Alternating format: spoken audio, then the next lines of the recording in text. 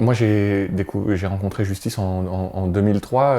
Ils savaient même pas, eux, qu'ils allaient devenir des musiciens. Ils étaient graphistes, ils faisaient de la musique dans leur chambre. Et j'ai tout de suite accroché à l'écoute de leur première composition. C'était le début aussi, moi, de mon label, Headbanger. Donc, on a grandi ensemble.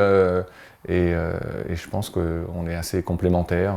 Eux, ils savent très bien ce qu'ils font. C'est des artistes vraiment extrêmement doués.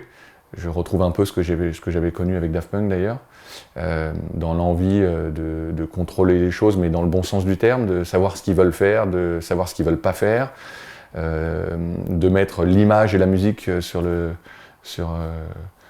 même ligne. C'est aussi important, la musique qu'on envoie, mais aussi les signaux en termes de graphisme ou de clips.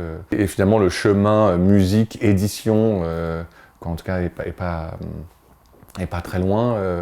Et j'ai voulu, moi, commencer à éditer des choses, alors des livres de photos, des livres de graphisme, d'illustrateurs.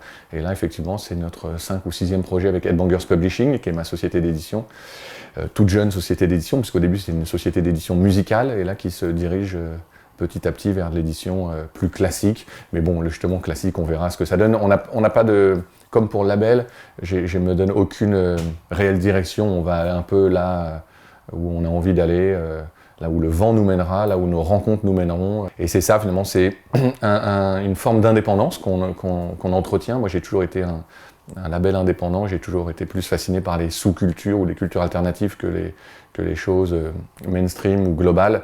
Et cette liberté, c'est un luxe, c'est un choix, et c'est une responsabilité aussi de proposer des choses un peu différentes. Mais c'est un bonheur de pouvoir justement faire un peu ce qu'on veut, quoi.